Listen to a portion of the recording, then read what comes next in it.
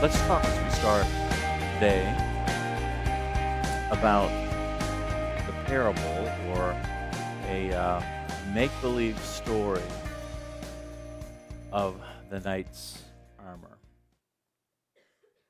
And by the way, the message today is entitled, People in Love Do Hurtful Things. So the armor story goes something like this. There once was a knight who lived in a small village, and he was one of a number of volunteer knights who would help to defend this village in the event that there was a surprise attack of an enemy. And so the way that it worked was that the knights would carry on their normal daily routines, but make sure that they had their armor close just in case. Close if there might be enemies who were attacking. And the way it worked also was that there was a lookout post that was built so that it could see far out into the distance, where a person manned that post 24 hours a day to do their best to be able to see if there was an enemy coming from far away. And if they would be coming, then that person would ring a bell that was in the community. And when the bell rung, the knights would immediately run to the place, make sure that they would get their armor on and defend the city. This particular knight in our story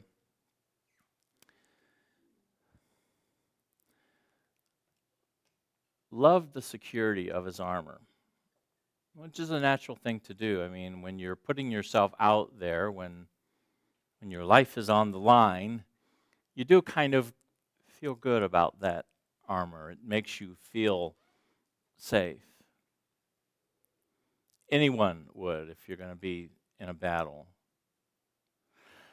But for him, he slowly started to not just keep the armor close, but he would start to wear it during non-battle moments to just keep that armor on, little by little, until eventually he was wearing that armor all day long, even when he would go home at night to be with his wife and children.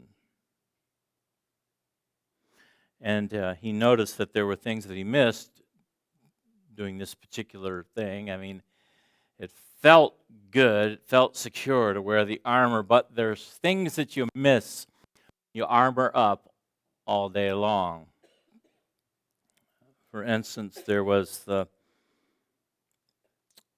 gentle breeze that he could never feel with armor on. He worked outside during the day, and he had that armor on. And he could see the breeze blowing the flags in the village, but he couldn't feel it. He could see it, but he missed out on the joy of the breeze because he had the armor on. And not only that, but actually much deeper than that was he began to think back what it was like when he'd be able to go home and hug his wife and his children. And he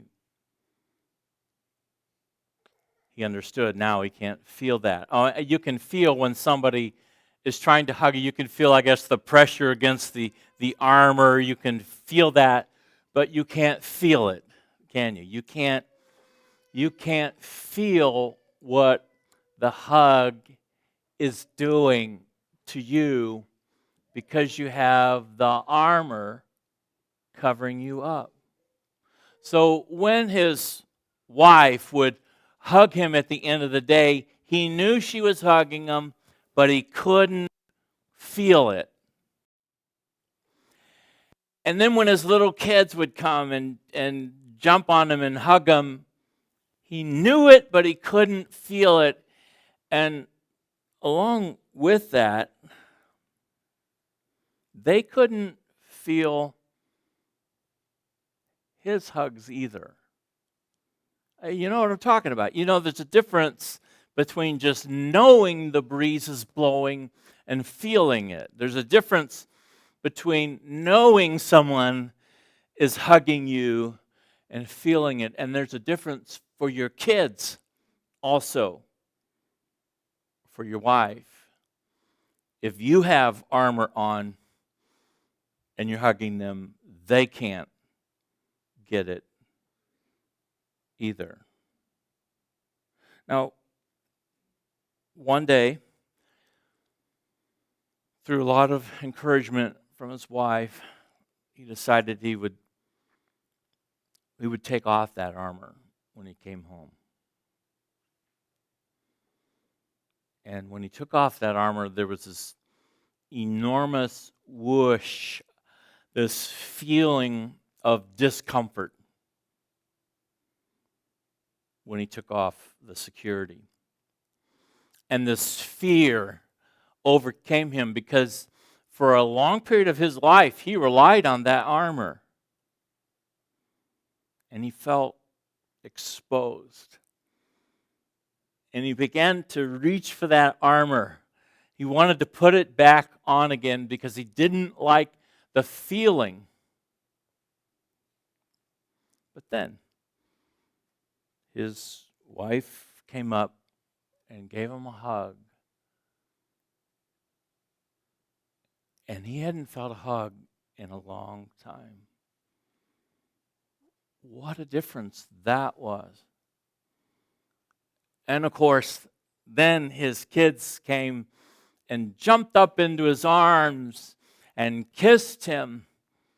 Whereas before, they'd only been able to kiss the armor. Now they kiss his skin and they hug him. And oh, what a difference. But yet, there was a decision that he had to make. And that was, will I put the armor back on or not? Because the fear seemed almost overwhelming. And the discomfort and the exposure seemed almost more than he could handle because he had relied on that armor for a long time. But then there was the gentle breeze, and there was the hug from his wife, and there was the sweet kiss from his kids that he was missing. And he made the decision, as hard as it was, to leave the armor off. But for him to do that, he would now have to put his trust in someone else. There's something about keeping your armor on that is really about trusting you and no one else.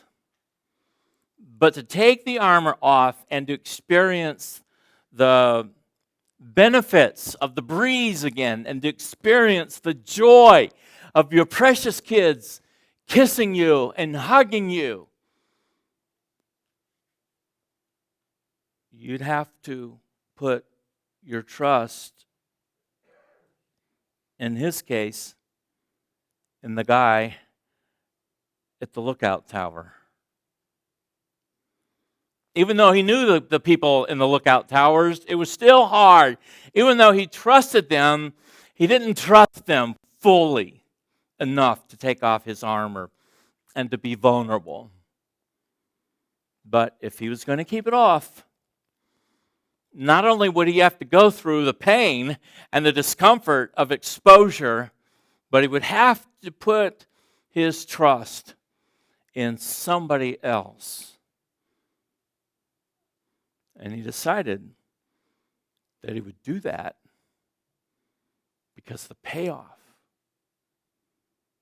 was worth it. Because there's nothing that can compete with the affection of your mate. When you feel the hug, when you feel both people being vulnerable, and there's nothing that can compete with a kiss of your child. Why do I mention vulnerability? On the first day of talking about love and marriage, well, I talk about vulnerability because people in love do hurtful things.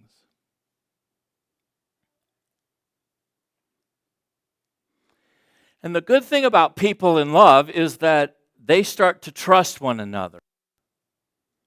And hopefully by the time they get married, they have both taken their armor off. Their armor that guards them. Hopefully they trust one another, that they know that that person is safe. And so people in love, if the marriage is healthy at all, take off their armor. But what happens is that people in love eventually are going to hurt one another. And when you hurt someone without armor on, it really hurts. And so I say that in general to say this: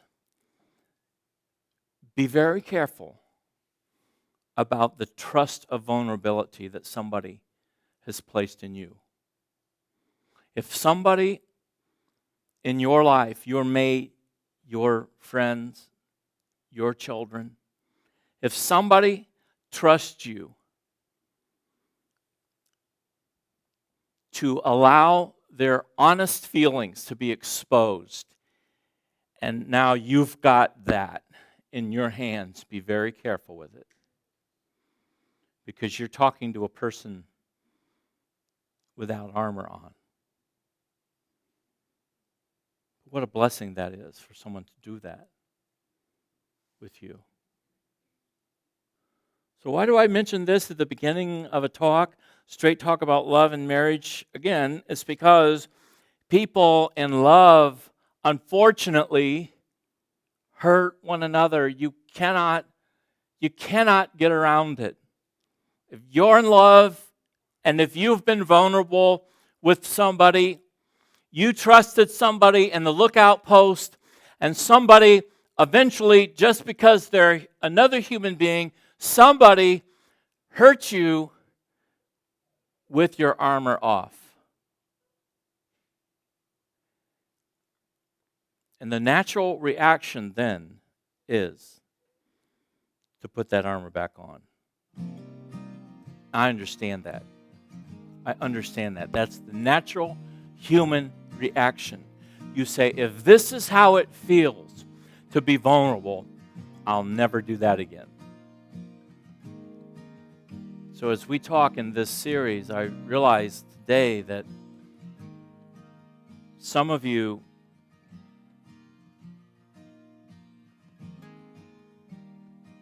might be currently getting over being hurt with your armor off, or some of you, perhaps a long time ago, put that armor back on and you've never taken it back off. And I just want to talk to you about that as safe as that feels, and as good as that feels, your relationship can never be what it ought to be. When we talk about vulnerability, generally there's two responses. One is, I don't know what you're talking about. And the other one is, I know what you're talking about, but I also feel that it's not for me.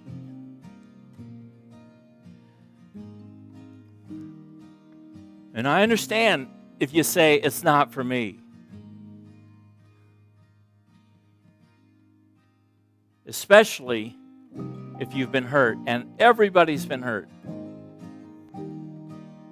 But especially for those of you that have been hurt without your armor on, I understand that you say, it's not for me. I mean, we have a lot to get through when we talk about the thought of being vulnerable. Again, we see vulnerability as like it comes from a place of weakness.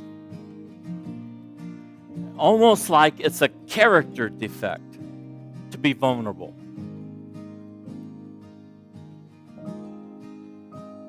So I get it if you don't want to be vulnerable. I get it if you want to come home, guys, at the end of the day and not talk at all about anything that happens at work. I get that for a couple reasons. One, because you as a male need a chance to decompress.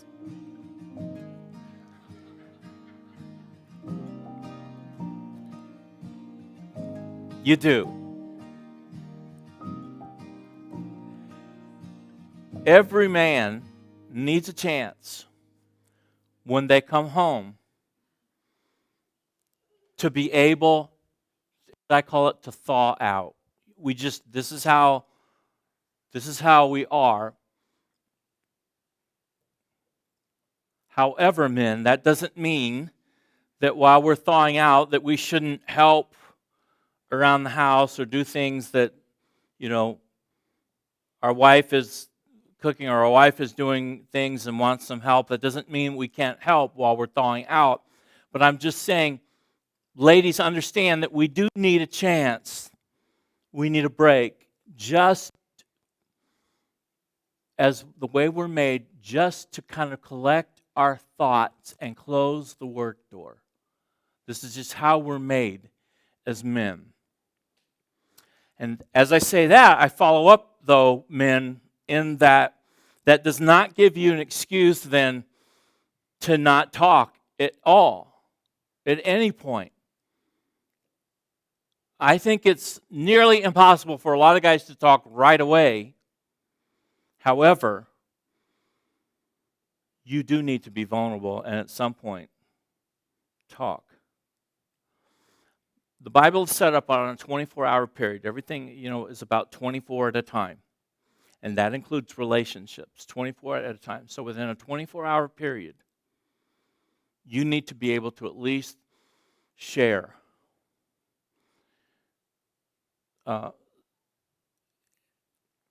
as in depth as you can about what's going on at work or in your day. I know that you may not be very talkative. It may be hard for you, but you at least need to make an honest effort, okay?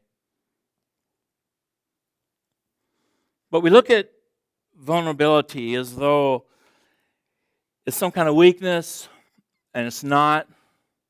We look at it as a character defect, and it's not. In reality, there's a lot of courage.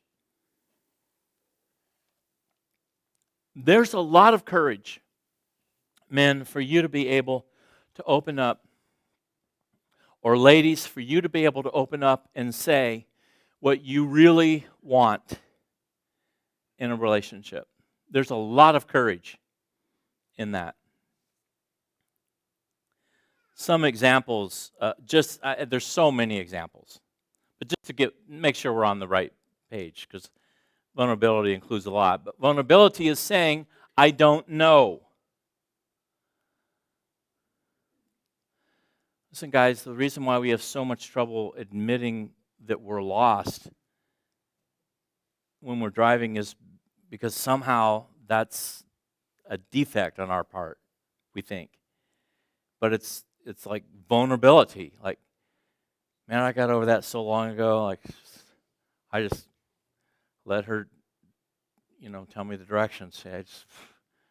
Partly because I'm not good with that anyway. But part of that is just me as a man admitting that I'm not good at a lot of things, and she is better. But I don't know is vulnerability. Another example is asking for help.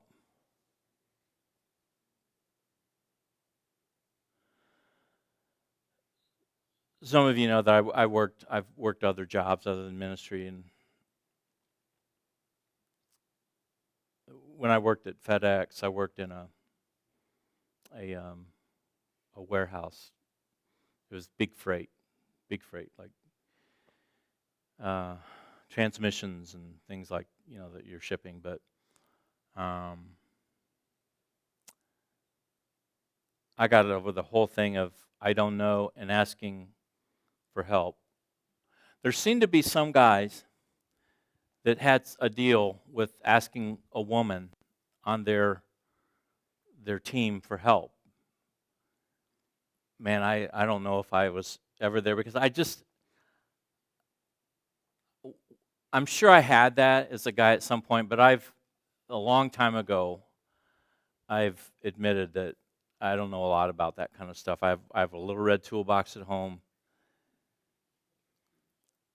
and most of those tools are only there because I was a youth pastor and I took kids on work camps. And I had to buy extra tools in case they forgot their tools. It's almost like some of the ladies were shocked because I was very quick to come and ask them for help on mechanical things. But it's that whole idea. I'm not gonna like overemphasize men in this series. I just talk because these are the things I'm thinking of off the top of my head, and it just happens that I'm a man. But asking for help, it goes both ways. Getting promoted. Here's another one. Getting promoted and admitting that you feel in your heart that you might not be up to the job. That's vulnerability. And for a woman to tell that to her boyfriend or her husband, or for a husband to say that, or for a friend to a friend, that's vulnerability because it's exposure and it's just putting out the human factor out there. It's one of those things, vulnerability is when you put it out there, you don't know exactly how it's going to come back. You've put yourself out there and you don't know for sure if they're going to throw it back in your face or not. But this is the beautiful thing about love. And you never know until you try it. But thank God if you have somebody, at least one person in your life, whether it's in your marriage or a friend, somebody that you can just kind of put it out there and you know it's safe. I guess I've kind of already said this, but owning a mistake, saying I'm sorry. Man, as a parent, I remember, I don't know exactly why, but I remember some of the first times I told my kids I was sorry and really meant it. Like, Daddy really made a mistake. Daddy really made the wrong decision. And there was a vulnerability there. And why was that? Because I knew that they looked at Daddy as someone who could never make a mistake. And I liked that. And I would kind of like to keep that going a little longer. Vulnerability takes a lot of different angles. And so I'm just going to give you another one just as an example. I had a friend, still have a friend. Let's clarify that. You are not looking at a friendless person here. I've had this friend since he and I were youth pastors together. And if you look at me, and that's probably been a while ago. So I'm just saying I've been a friend of his for a long time. Well, my friend, to actually been since I've lived here. His teenage son was killed in an auto accident.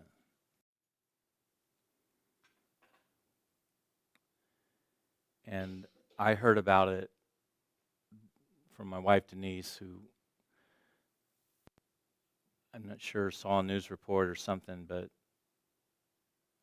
it was only like, I think within an hour or two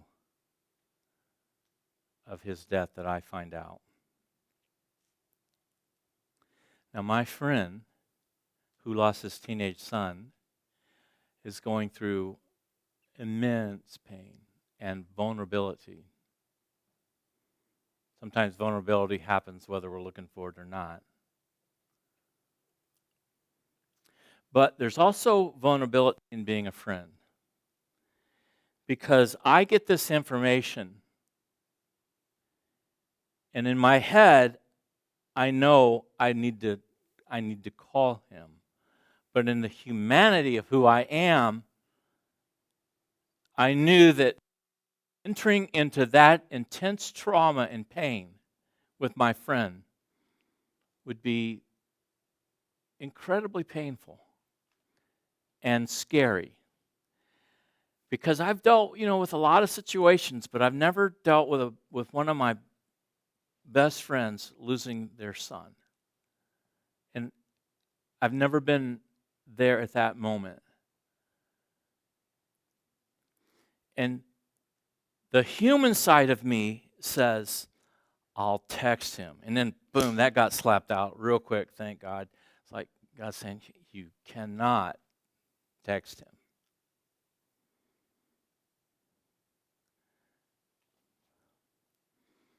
And then the human side says, I'll call him tomorrow. And then another human side says, I'll call him next month.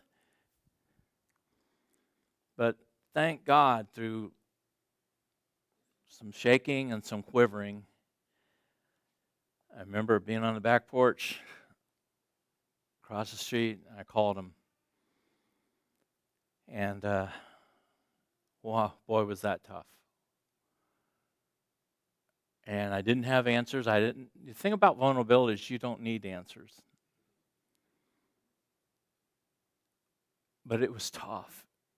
And that's vulnerability also. When you come alongside of somebody who is in a lot of pain. So vulnerability takes a lot of different angles. Vulnerability, that's why I say it's courage. Vulnerability is uncertainty, it's risk, and it's emotional exposure. And so I'll say this again. Where is the weakness in that? Wipe that out of your thinking. For those of us who are in relationships, it is not a weak thing for you to be vulnerable. Now, so just a quick thing, remind me again, why do I want to do something like that? Why exactly are you talking about that in a marriage series? Well, because trust is everything in a relationship. And I'll tell you what, choosing not to be vulnerable it's a lack of trust. If you and I will not be vulnerable with our mate, or even, our friend, if you will not trust the person on the watchtower, you are saying, you're a good person, I do trust you, generally speaking, but not fully. And so therefore, I will not tell you what really is going on at work. Therefore, I really will not tell you what I need in this relationship. I really won't tell you what your words sounded like to me, because I'm afraid of opening myself up because I'm afraid if I put that in your hands, I'm afraid of what you'll do with it. And that is saying, I don't trust you enough. And so I bring vulnerability up at the beginning of a straight talk series on love and marriage because I'm challenging you. If you refuse to be vulnerable, and I know it's hard, and I know especially if you've never been a vulnerable person, and you say, I just don't talk much and all that. I understand that, but also I want to challenge you that that's an excuse at some point, because there needs to be one person, even if it's uncomfortable, and even if it doesn't seem to come out right, and if it's kind of choppy, and it doesn't sound good, there needs to be somebody that you can just start to utter those words of who you are with. Because if you don't, that is no way to have a healthy relationship. And I bring this up in a marriage series because the payoff is worth it. The payoff of the gentle breeze of relationship. And the payoff of hugging someone and you feel their hug and they feel yours is worth it. Brené Brown, who I've listened to and read a lot about vulnerability, says vulnerability is the center of discomfort, but it is the birthplace of everything positive in a relationship. We may not want to go there, and we might talk ourselves out of going there, and we might even try to excuse the way, like nobody really talks anymore. We might do all that stuff, but we're really doing it because we don't have the courage to be honest and vulnerable with the ones that we say we love and trust. And we do it because at the center of it is the discomfort, but in reality, it is the birthplace of everything good in a relationship. So where would you begin?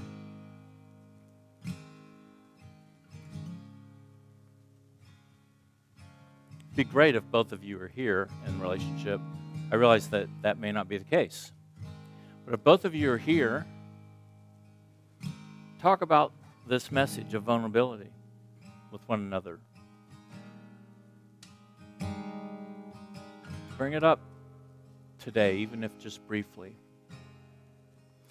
If the person isn't here, see if they'll listen to this recording when it's available. Because I want them to at least be on the same page with you in this.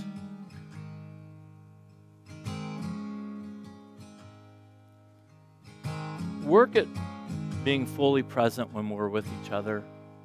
In this day and age, it's so easy to not be fully present when your mate is there talking to you and when your friend is talking because we're on our phone or we're doing other things. But really work at having times each day where you're just talking to one another without the TV on.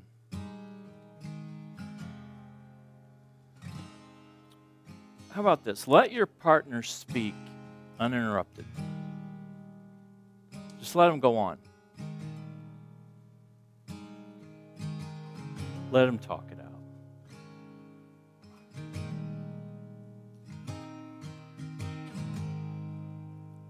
And that goes both ways for those of you that are laughing. Empathize, don't sermonize. When somebody is vulnerable with you, look, I'm a pastor. It's easy for me to, let's talk about this. This is the first point, and I'm going to close it with a good illustration. Empathy is, you see somebody down in a hole.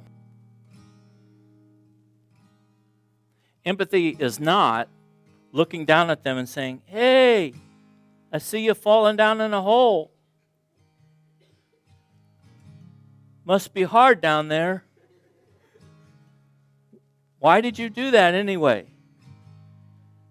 Empathy, you know where I'm going with this, Empathy is going down in the hole with them and talking to them.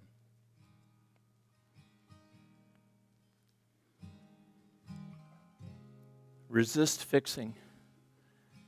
When someone starts to just tell you about their day or what's going on, resist fixing. All right, well, it's obvious that if you had thought differently about this, then you wouldn't be in this situation now. Resist that.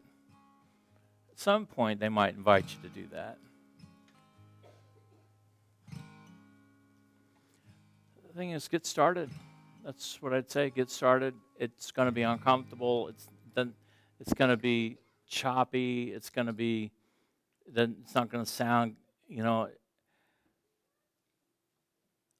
vulnerability doesn't sound good. Vulnerability is messy. Vulnerability isn't like nicely thought about and nice sentences. Vulnerability is just kind of like, ugh. But you have to start somewhere.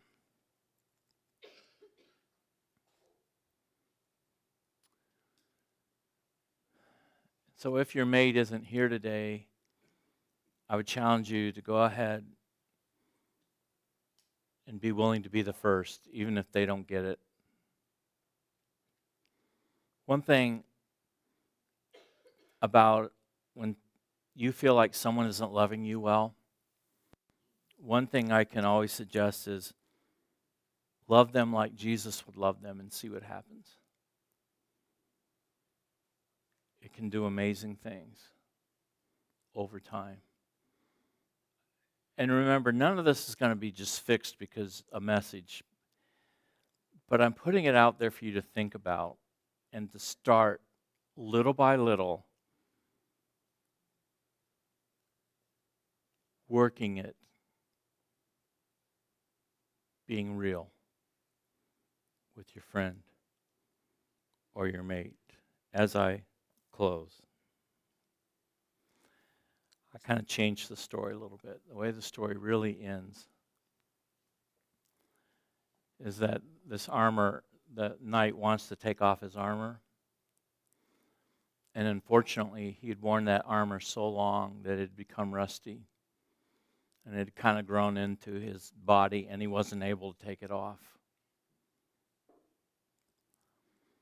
And one final quote by Brene Brown: vulnerability is very difficult, but I think that it would be more difficult to stand on the outside of our life looking in and wondering what it would have been like if we would have chosen to show up.